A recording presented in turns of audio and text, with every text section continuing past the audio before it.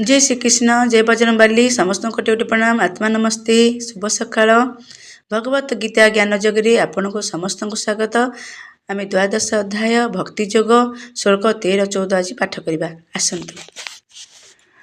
श्री भगवान उवाच अद्वेष्टा सर्वभूतानां मैत्र्यः करुणः एव च निर्ममः निरहंकार सम दुख सुख क्षमी संतुष्ट सततम योगी जतात्मा दृढ़निश्चय मयि अर्पित मनः बुद्धि ज मद्भक्तः स मे प्रिय।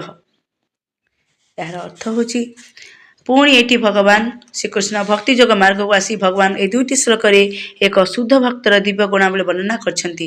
एक शुद्ध भक्त कौन प्रकार परिस्थिति रे विचलित हुए नहीं, से कहारी को हिंसा करे नहीं, भक्त तार शत्रुर भी शत्रु हुए नहीं।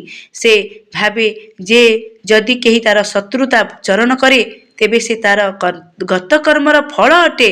एही प्रकार प्रतिवाद करने अपेक्षा दुख सही नवा उचित। श्रीमद् भागवत रे कहा जायछि तत् ते अनुकंपा सुसमीक्षा मानु जितेबले भक्त दुख भोग करे किंबा विपदरे पड़े सेतेबेले से भावे जे यह भगवान तापति अनुकंपा अटे। से भावे मोर गत जन्मर पापकर्म को धन्यवाद, मु वर्तमान जो दुख पाउची ता अपेक्षा अधिक दुख पाइबा उचित। तेणु भगवान कृपा हेतु जो दंड मोर प्राप्य ताहा मु पाऊ नहीं, परम पुरुष भगवान कृपा हेतु मु अल्प दंड पाइछि। तेणु नाना दुख पूर्ण अवस्था सोते से सर्वदा शांत अवचलित और धैर्यशील थाए।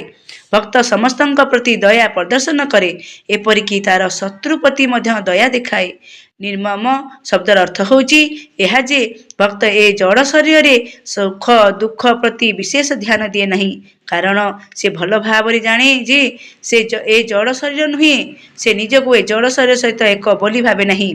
तेणु से मिथ्या अहंकार मुक्त थाए एवं सुख दुख उभय अवस्था ही समभावापन्न व समस्त को समान भाव होता है। से सहिष्णु सहनशील होता है एवं भगवत कृपा हेतु जहाँ प्राप्त हुए से संतुष्ट रहे। अति कष्ट सहन करी किछि गोटाए भौतिक लाभ पाई से अधिक चेष्टा करे नहीं। तेणु से सर्वदा प्रसन्न थाए। से एक सिद्धि जोगी, कारण से तार गुरुंकर निर्देश बाणी रे दृढ़ थाए। जेहेतु तार इंद्रिय गुड़िक संयत होइथांती, तेणु से दृढ़ निश्चय होई पारि थाए। से भ्रमपूर्ण जुक्ति रे भासी जाए नहीं, कारण केही